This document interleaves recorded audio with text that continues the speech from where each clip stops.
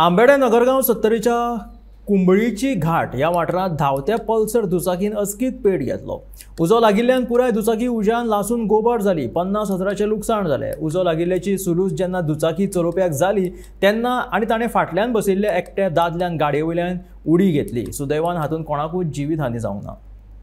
आंबेडे सत्तरी कुंबळीची घाट हांगासर ह्या भागात आयज सांजची 5 वरांचेर एक पल्सर दुचाकी गाडी अचानक ह्या गाडीन पेट घेतलो आणि पूर्णपणे गाडी जळून खाक जाल्ली आसा। माहूस सत्तरी हांगातलो शरद गांवकर हो गाडीचो ओनर आसा।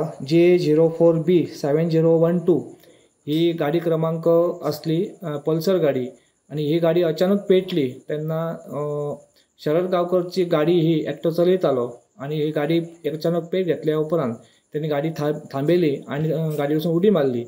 तेतून हो चालक बचावलो आसा, पण गाडी पल्सर गाडी ही पूर्ण जावन खाक जाल्ली आसा।